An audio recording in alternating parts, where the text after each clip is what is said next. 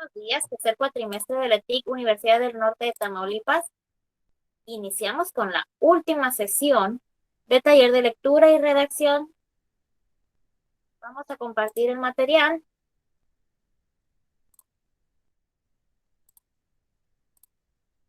Nos quedamos con América Angélica.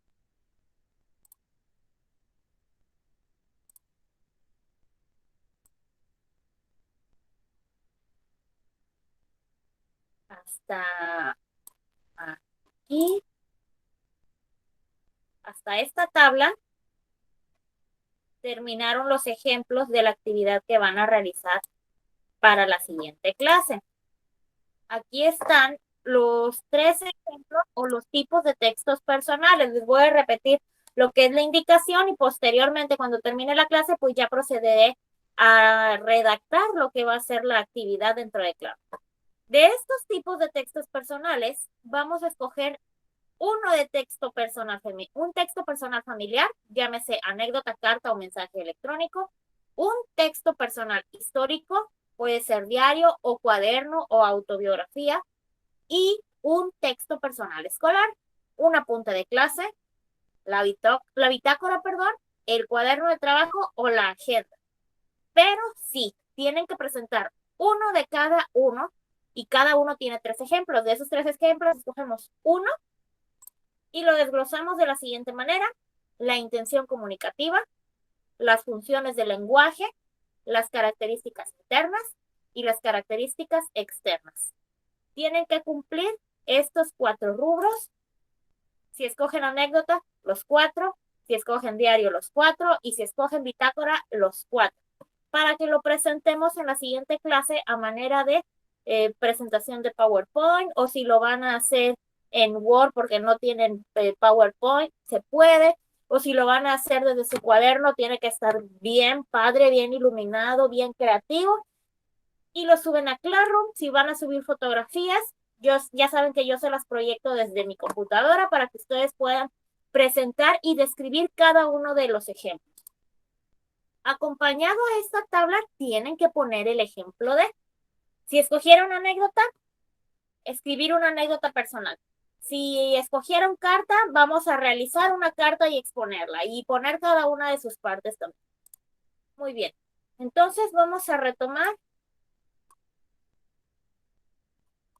las tablitas que son azules, amarillas y naranjas. De ahí tomamos una de cada una y expresamos lo que nos está pidiendo. Entonces maximizamos. Nos quedamos con América. Seguimos con Cintia. Ay, se me fue. Aquí está. Ahora sí, Cintia. Cuadro sinóptico. Un cuadro sinóptico, también conocido como mapa sinóptico y diagrama o esquema de llaves, es una forma visual de resumir y organizar ideas en temas, subtemas y conceptos. Esta herramienta sirve para identificar la información más importante de un texto y así comprenderlo mejor. ¿Es fácil hacer un cuadro sinóptico? Primero, hay que asegurarse de entender la información que será resumida. Esto facilitará y acelerará el proceso muchísimo. Después, se tiene que localizar el tema principal del texto. Luego, es necesario establecer los diferentes subtemas que ayudarán a organizar los conceptos del texto. Y finalmente, se conectan las ideas por medio de llaves, para crear grupos y subgrupos de temas, ideas y conceptos. Ok, ya está ahí. Este es un ejemplo de lo que es un cuadro sinóptico. Va acompañado de llaves para la división de las ideas principales. Generalmente, o bueno, es una regla, darle una leída completa al documento que vamos a desglosar. El tema, pues, es el título, lo que va a encabezar nuestro cuadro sinóptico. Una vez que le dimos la leída, vamos a sacar o marcar, puede ser con marcatexto, con lápiz, lo más importante de la lectura. Y de esos mini resúmenes que ya realizamos, a capturar ideas principales. Estas ideas principales tienen que ir con nuestras propias palabras. De estas ideas principales, vamos a generar ideas secundarias que no son menos importantes que la idea principal porque van de la mano y complementan. Y finalmente concluimos con un concepto. Nada tiene que ver el hecho de que porque lleva corcheas o llaves, que son estas imágenes que estamos mostrando que engloban las ideas principales y las ideas secundarias, y que yo le pongo un montón de texto, ya se convierte en un cuadro sinóptico, no, porque muchas veces caemos en ese error. Le pongo una corchea y todo el texto que me pareció importante lo plasmo, y no se trata de eso. De ese texto que a mí me pareció súper importante, voy a sacar una idea principal. Uno, dos renglones, a lo mucho, y dos renglones ya es demasiado. De esa idea principal sacamos la idea secundaria, que son hechos que van de la mano con la idea principal, pero de menor importancia. Y finalmente un concepto. ¿Qué significa eso que he desglosado de una idea principal a una idea secundaria? Entonces aquí tenemos como referencia este ejemplo gráfico. Continuamos con Dafne.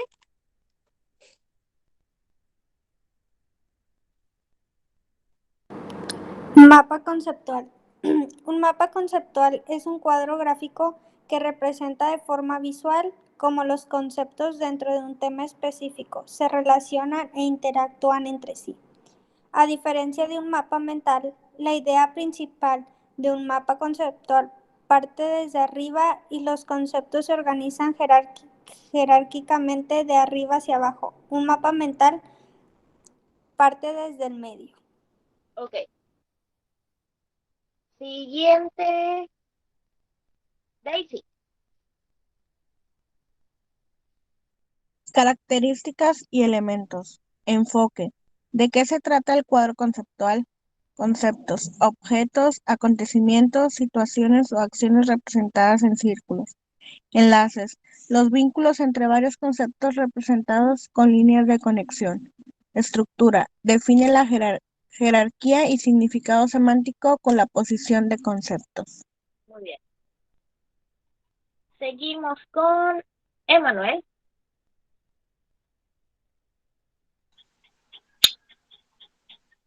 ¿Cómo se elabora un mapa conceptual? Uno, identificar el tema y pregunta principal. En el centro de tu mapa conceptual debe haber un problema particular. Permítame.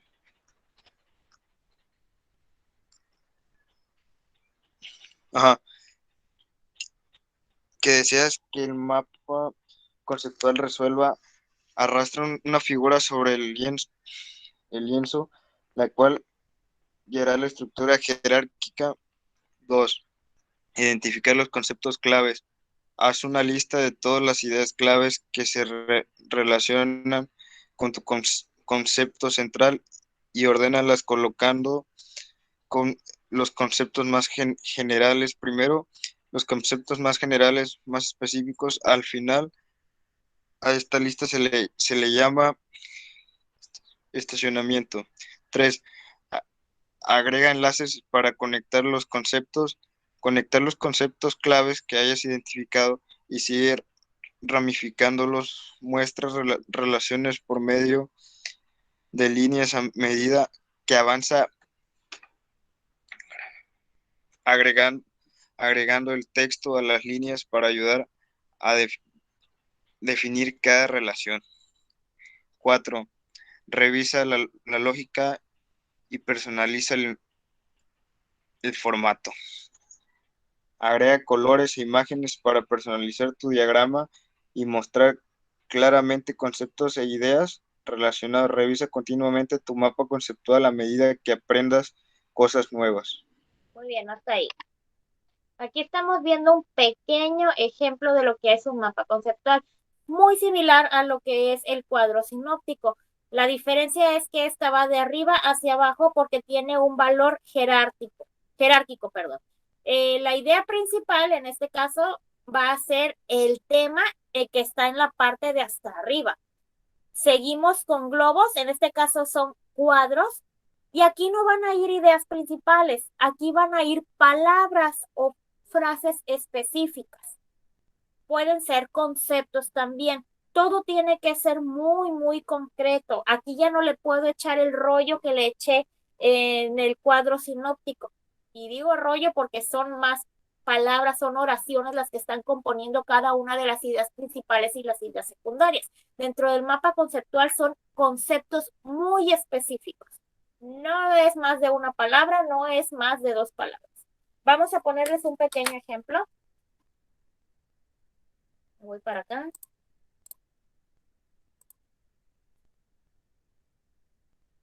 Ok, estoy en una diapositiva nueva. ¿Cómo puedo crear un mapa conceptual? Nosotros nos vamos a la parte superior, a donde dice insertar. Aquí está el apuntador, insertar, y selecciono Smart Art. Ya lo vimos en otra clase. Y seleccionamos dentro de la subpestaña de elegir gráfico Smart, jerarquía. Y aquí podemos observar cada uno de los ejemplos de lo que es un mapa conceptual. Vamos a poner este que está aquí, aceptar. Y ya ustedes pueden definir si le quieren cambiar los colores, la forma, si lo quieren hacer 3D. Abrimos aquí y tenemos más opciones de cómo lo podemos presentar. Pero la estructura es exactamente la misma. Si los colores le cambian, el texto que es el tema, este de acá que es ideas principales e ideas secundarias, van a ser únicamente conceptos, ya no son frases, ya no son ideas, son conceptos o palabras clave. Este fue un pequeño ejemplo de cómo podemos realizarlo y cuál es la estructura que lo compone. Nos quedamos con Emanuel, continuamos con Evelyn Yulisa. Laboral y social. Este tipo de textos son usados en contextos empresariales, comerciales, institucionales u otros organismos administrativos. Se utilizan principalmente para informar, iniciar o realizar trámites, recordatorio, peticiones, etc. Todo ello de una manera formal y determinada, según el documento del cual trate. Entre los textos laborales tenemos los siguientes. Ok, vamos a ver los ejemplos. Seguimos con María de Jesús.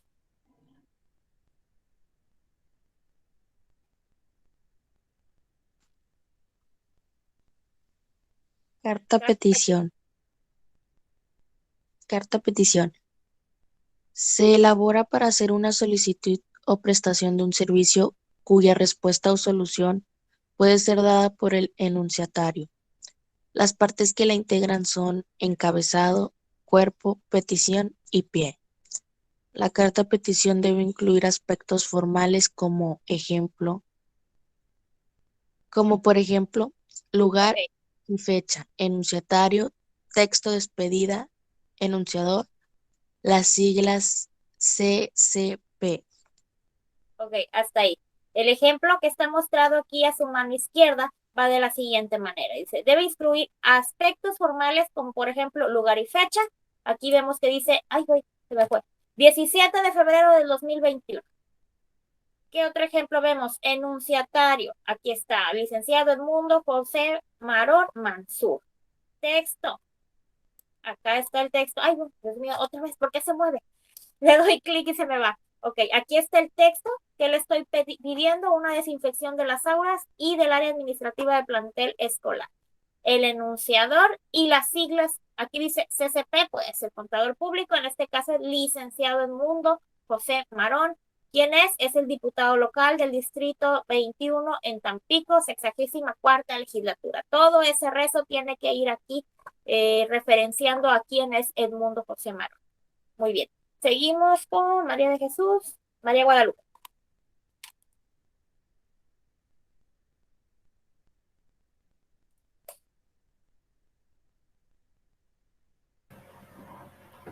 Solicitud de empleo. La solicitud de empleo es un texto funcional de formato preestablecido, fácil de adquirir en papelerías, en el que se exponen datos personales, académicos y laborales.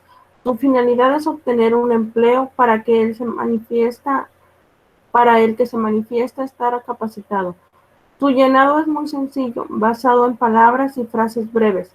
Sin embargo, debemos ser cuidadosos y utilizar las palabras más apropiadas, pues el léxico que usemos también dice sobre nuestra personalidad y nivel académico. Bien, esta solicitud de empleo es un ejemplo que vendían hace muchos años en las papelerías de ahí de la colonia. Bien fácil de pedir. Usted iba a la papelería y decía, ¿me da por favor una solicitud de empleo? Sí, ¿cuánto es? 3 pesos, ahí te va. Ok, ya tienen definidos los datos. ¿Qué viene dentro de la solicitud de empleo? Los datos personales, el nombre completo, empezando por el apellido de quien está solicitando un puesto, en qué fecha se hizo la solicitud, tiene un área para poner una fotografía reciente de la persona que está solicitando el empleo. ¿Qué más viene por ahí? El domicilio de la persona, si vive solo, acompañado con los padres, si es casado, si es viudo, soltero, divorciado, etc. La clave de registro del CUR, si tiene Afore, en estado de salud y hábitos personales, si cuenta con alguna dependencia médica, si no cuenta, pues se le pone otro privado.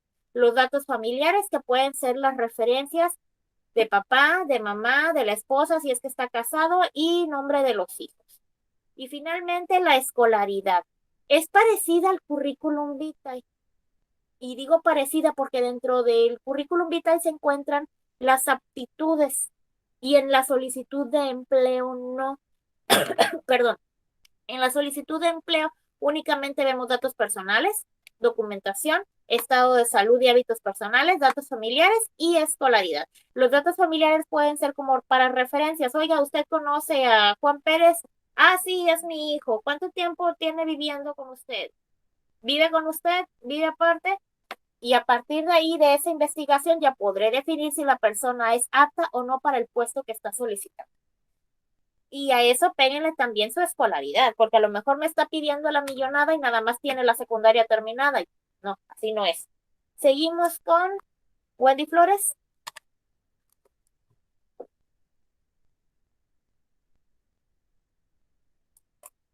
Textos persuasivos. Un texto persuasivo es aquel que está compuesto de manera tal que ejerza una influencia de cierto tipo sobre sus lectores, inventándolos o incluso convenciéndolos de asumir alguna postura, realizar alguna acción o simplemente pensar de determinada manera. En los textos persuasivos predomina siempre la función apelativa o incoativa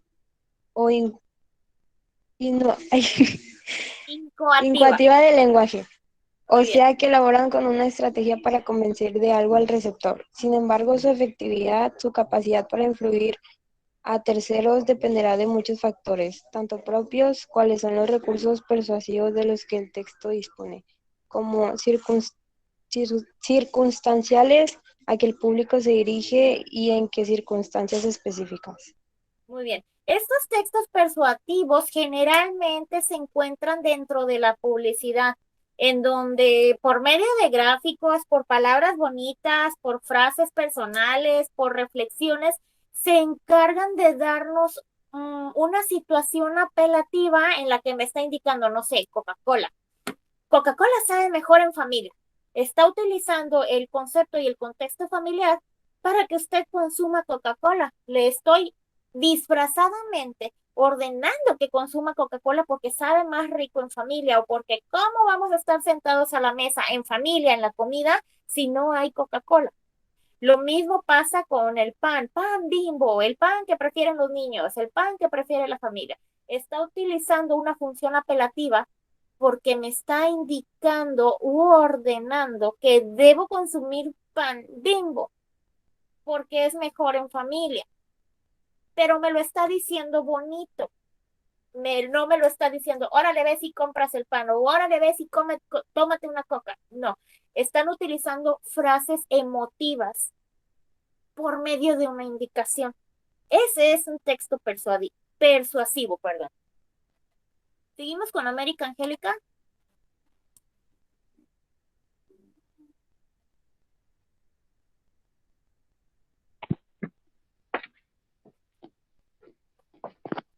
Tipos de texto persuasivo.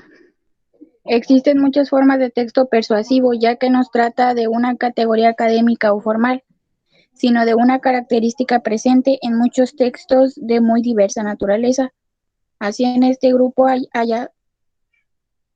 hallaremos elementos como textos académicos o científicos, en los que se propone una hipótesis y se sostiene a través de argumentos lógicos, demostrables y evidentes sin dar cabida prácticamente a la emocionalidad, ni a las subjetabilidades del autor o del lector. Su persuasión es completamente racional y lógica, o sea, argumentativa. Textos editoriales o de opinión. Se trata de textos comunes en prensa o publicaciones periódicas o en espacios de crítica y opinión tanto dentro como fuera de la academia.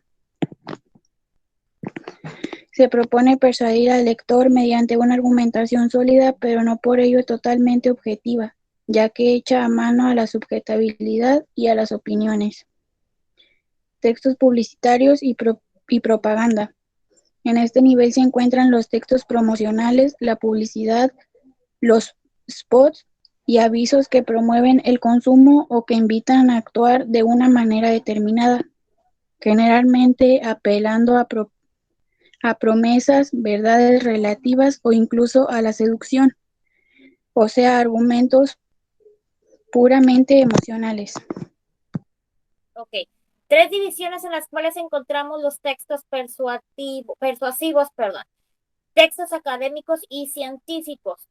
Dentro de los textos científicos encontramos la persuasión cuando por medio de la investigación sustentan que un hecho o el consumo de cierto medicamento o alimento nos va a provocar reacciones ya sea secundarias, adversas o benéficas. ¿Por qué? Porque ya se sometió a estudio, ya se sometió a base del método científico que el consumo de X medicamento o de cual alimento nos va a traer beneficios o nos va a perjudicar. Nos está convenciendo de, porque ya se comprobó. Los textos editoriales o de opinión los podemos observar en el periódico. En la opinión de Joaquín López Dórica, y ahí va Joaquín López Dórica a emitir su opinión sobre la campaña que se está realizando de vacunación contra el COVID a adultos mayores de 60 años. Si le gusta o si le desagrada, me va a comentar los hechos por los cuales le disgusta o le desagrada esa situación, porque estamos en época electoral, porque no se organizó correctamente, porque se le está dando la función de, a lo mejor no es altruista, a lo mejor se le está dando otro giro benéfico hacia cierto partido político, porque no están tratando bien a los ancianos en ese momento, porque están sufriendo de calor, porque no se está respetando el orden que indicaron de acuerdo a las instrucciones. Y finalmente los textos publicitarios y los de propaganda, eso los encontramos en todas partes, de mientras traten de persuadirnos para consumir tal o cual producto, como por medio de apelaciones disfrazadas de emotividad. Seguimos, vamos a concluir con Cintia Vianey.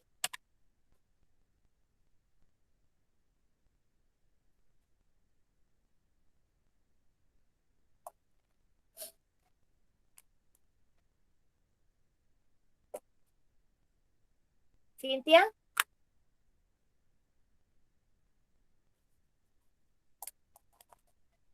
Ok, Cintia, vamos a pasarle el micrófono a Dafne. Ay, aquí estoy, es que andaba en otra cosa. Ándele, no se me vaya. Órale. Bueno, ¿quién, profe? 2.1.1. Situación comunicativa. Se denomina situación comunicativa al conjunto de elementos que intervienen en un acto de comunicación: el emisor, el receptor, el mensaje, el lugar y el momento donde se concreta el acto, etc. Situación comunicativa. La teoría de la comunicación indica que en el acto comunicativo, un emisor se encarga de enviar un mensaje a uno o más receptores. Dicho mensaje se propaga mediante un canal y puede ser comprendido cuando el emisor y el receptor comparten un código. También es importante que el receptor tenga conocimientos acerca del referente del mensaje para comprender de qué se trata. Muy bien, hasta ahí. Se acabó la presentación del día de hoy. Me regreso para acá con ustedes. Interrumpimos.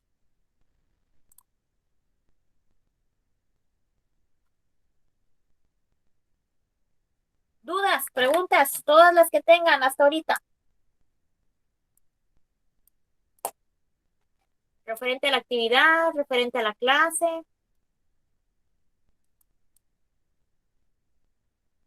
Todo bien. Ok, asumimos que está todo excelente. Vamos a concluir con la grabación.